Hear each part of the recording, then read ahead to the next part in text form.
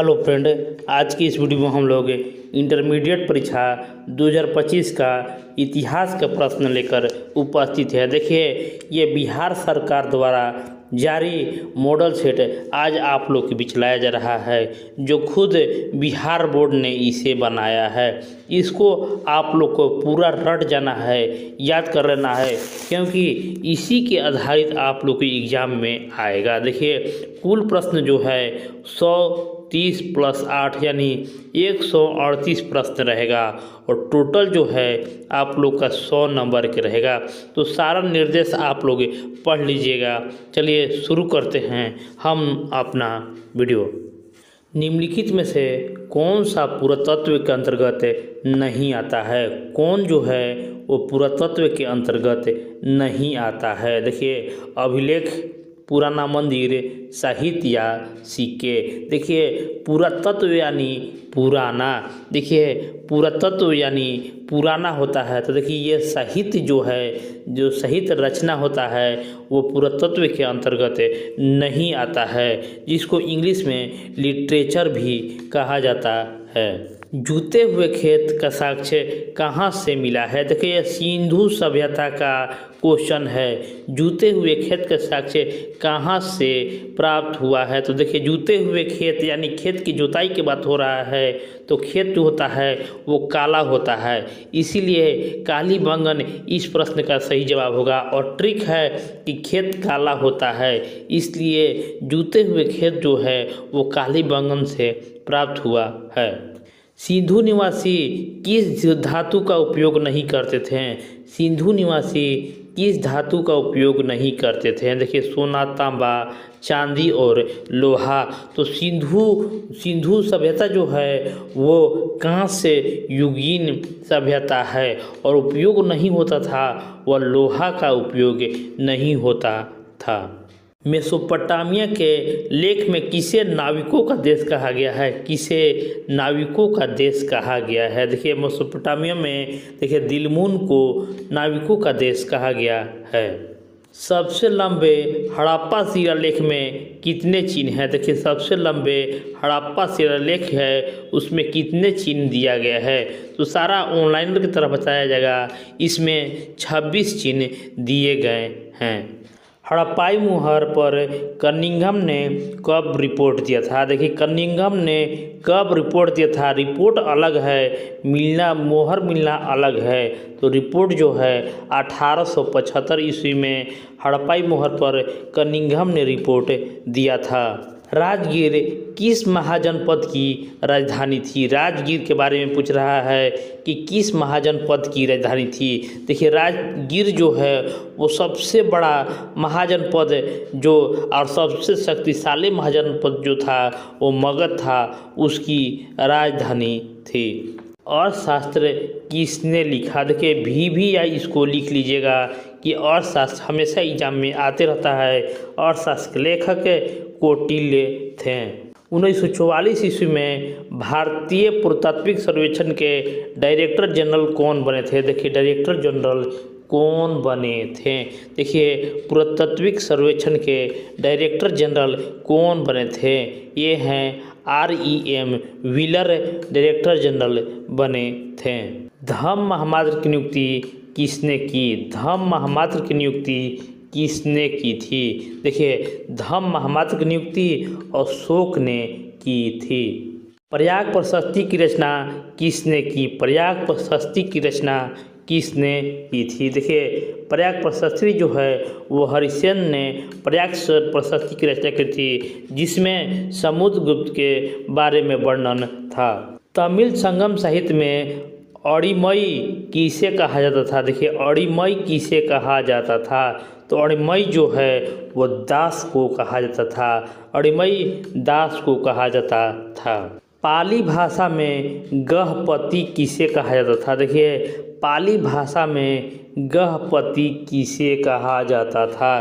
तो गहपति जो है वो किसान को कहा जाता था। सारा प्रश्न जो है आप लोग को ऑफिशियल वेबसाइट से लिया गया है और आंसर भी आप लोग को सही दिया जा रहा है। इस वीडियो को आप लोग को लाइक ज़रूर कर देना है, लाइक करके ही आगे बढ़ना है, लाइक करते रहिएगा। चंद्रगुप्त द्वितीय का शासनकाल, चंद्रगुप्त द्वितीय का शासनकाल क्या था? देखिए चंद्रगुप्त द्वितीय का शासनकाल 375 से 415 ईस्वी तक चंद्रगुप्त द्वितीय, जिसको विक्रमादित्य भी कहा जाता था, इसका शासनकाल 375 से 415 ईस्वी तक था। प्रभावती गुप्त किसकी पुत्री थी? प्रभावती गुप्त जो है इम्पोर्टेंट प्रश्न है, चंद्रगुप्त द्वितीय के ही पुत्री थी। चीनी यात्री फाहियान कब भारत आया था? फाहियान कब भारत आया था? तो फाहियान जो है वो 5वीं शताब्दी ईसा पूर्व में भारत आया था। चीन के महान दार्शनिक कौन थे? चीन के महान दार्शनिक कौन थे? देखिए ये कन्फ्यूशियस जो हैं वो चीन के महान दार्शनिक थे। ऋग्वेद में किस देवता की स्तुति की गई है? ऋग्वेद में किस देवता की स्तुति की गई है? अग्नि के, इंद्र के, सोम के या इनमें से सभी? देखिए ऋग्वेद में इनमें से सभी, अग्नि, इंद्र, सोम, ये तीनों की स्तुति की गई है। तक्षशिला किस महाजनपद की राजधानी थी? देखिए तक्षशिला जो है वो किस महाजनपद की राजधानी थी? देखिए तक्षशिला जो है वो गांधार की राजधानी थी। योद्धेय गणराज ने किस धातु के सिक्के को जारी किए थे? योद्धेय गणराज ने किस धातु के सिक्के जारी किए थे? देखिए इसका जो उत्तर जो होगा वो चांदी और तांबा दोनों होगा, लेकिन सबसे ज़्यादा पूछे तो तांबा धातु के सिक्के सर्वाधिक जारी किए थे।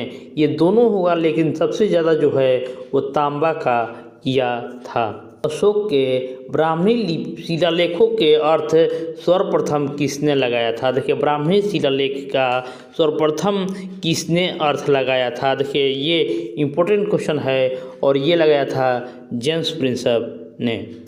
सुदर्शन झील का पुनर्निर्माण करने वाला शक शासक रुद्रदामन का शिलालेख किस भाषा में लिखा गया था? देखिए रुद्रदामन का शिलालेख किस भाषा में लिखा गया था? तो ये संस्कृत भाषा में रुद्रदामन का शिलालेख लिखा गया था। बुद्ध का बचपन का नाम क्या था? बुद्ध का बचपन का नाम आप लोग हमारे कमेंट बॉक्स में ज़रूर दीजिएगा। कमेंट बॉक्स में देना है और इसको लाइक भी कर देना है। कमेंट बॉक्स में इसका आंसर देना है कि बुद्ध का बचपन का नाम क्या था। बुद्ध को ज्ञान प्राप्त कहाँ हुआ था? ज्ञान प्राप्त कहाँ हुआ था? तो ये सभी जानते हैं कि बुद्ध को ज्ञान की प्राप्ति बोध गया में हुआ था। सांची स्तूप की खोज कब हुई थी? देखिए सांची जो है वो सांची मध्य प्रदेश में, ये सांची का स्तूप है जो अशोक ने इसे बनवाया था और इसे 1818 ईस्वी में खोज हुआ था। जैन धर्म के 24वें तीर्थकर कौन थे? जैन धर्म के 24वें तीर्थकर कौन थे? तो देखिए जैन धर्म के 24वें और अंतिम तीर्थकर, देखिए 24वें जो थे और ये भगवान महावीर जो थे वो जैन धर्म के 24वें तीर्थकर थे।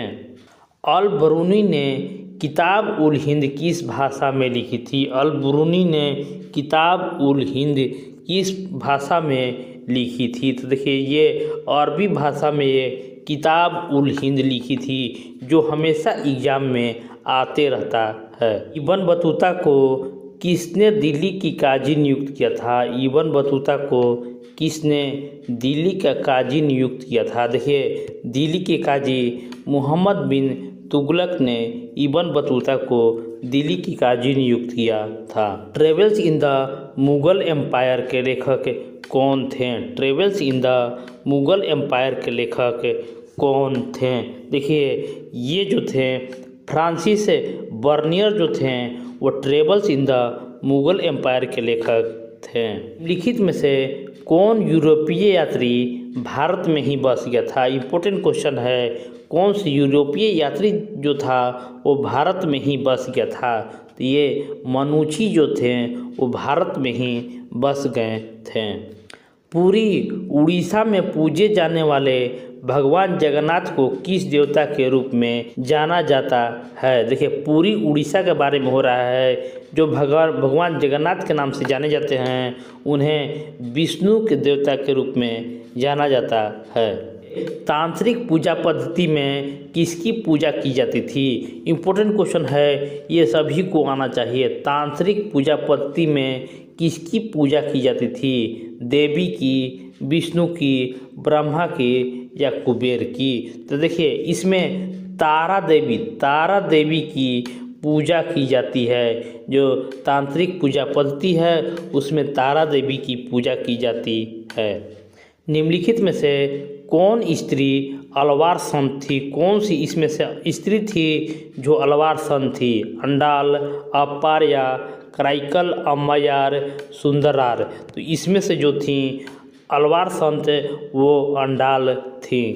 निम्नलिखित में से कौन नैनार संतों की रचना है। कौन जो है वो नैनार संतों की रचना है। देखिए नलईरा, दिव्य प्रबंधम, अत्वरम, ये दोनों जो है वो नैनार संतों के द्वारा रचना किया गया है। किस देश से आए हुए मुसलमानों को तजीका कहा गया था। देखिए किस देश से आए गए मुसलमान को तजीका कहा गया है। तजीका, तो इसका जो उत्तर होगा वो ताजिकिस्तान से आए हुए मुसलमान को तजीका कहा जाता था। निम्नलिखित में से किसे सुल्तान उल मशेख कहा जाता था। सुल्तान उल मशेख किसे कहा जाता था। देखिए सुल्तान उल मशेख जो है वो निजामुद्दीन औलिया को कहा जाता था। खालसा पंथ के 5 प्रतीकों का वर्णन किसने किया था। देखिए 5 प्रतीकों का वर्णन किसने किया था। देखिए ये जो उत्तर होगा गुरु गोविंद सिंह ने 5 प्रतीकों का वर्णन किया था। गुरु नानक ने किसे अपने उत्तराधिकारी बनाया था। किसे अपना, देखिए गुरु नानक जो थे वो पहला सिख गुरु थे। तो दूसरा सिख गुरु जो थे वो गुरु अंगद थे जो गुरु नानक के शिष्य थे। गुरु नानक के शिष्य थे और इनका बचपन का नाम लहना भी था। तो लहना भी इसको क्वेश्चन में दे सकता है। गुरु ग्रंथ साहिब का अंतिम संकलन किसने किया। गुरु ग्रंथ साहिब का अंतिम संकलन किसने किया था। तो देखिए अंतिम संकलन जो है वो गुरु गोविंद सिंह ने किया था। कर्नाटक में वीरशैव परंपरा का उद्भव कब हुआ। कर्नाटक में वीरशैव परंपरा का उद्भव कब हुआ था। देखिए वीरशैव का उद्भव 12वीं शताब्दी में हुआ था। हरिहर बुक्का ने विजयनगर साम्राज्य की स्थापना कब की थी। हरिहर बुक्का ने विजयनगर साम्राज्य की स्थापना कब की थी। तो ये 1336 ईस्वी में हरिहर बुक्का ने विजयनगर साम्राज्य की स्थापना की थी। सुल्लू राजवंश का शासनकाल कब से कब था। देखिए सुल्लू राजवंश का शासनकाल 1485 से 1505 ईस्वी तक सुल्लू राजवंश के शासनकाल था। तालिकोटा युद्ध के बाद विजयनगर पर किस राजवंश ने शासक किया। देखिए तालिकोटा युद्ध के बाद विजयनगर पर किस राजवंश ने शासन किया था। तो देखिए ये आरबीडू राजवंश ने विजयनगर पर शासन किया था। हम्पी की खोज किसने की। हम्पी की खोज किसने की। देखिए मार्शल, ग्रीनला, मैकेंजी या फ्लीट। देखिए ये VVI क्वेश्चन है। हम्पी का खोज कॉलिन मैकेंजी ने किया था। बहमनी राज्य की स्थापना कब हुई थी। देखिए बहमनी राज्य की स्थापना कब हुई थी। देखिए बहमनी राज्य की स्थापना 1347 ईस्वी में बहमनी राज्य की स्थापना हुई थी। अब्दुल रज़ाक किस देश का राजदूत था। अब्दुल रज़ाक जो किस देश का राजदूत था। तो फारस देश का अब्दुल रज़ाक जो था वो राजदूत था। विजयनगर के राजाओं को क्या कहा जाता था। विजयनगर के राजाओं को क्या कहा जाता था। तो विजयनगर राजाओं को राय कहा जाता था। विजयनगर के संरक्षक देवता कौन थे। विजयनगर के संरक्षक देवता कौन थे। देखिए ये विरूपाक्ष जो हैं वो विजयनगर के संरक्षक देवता थे।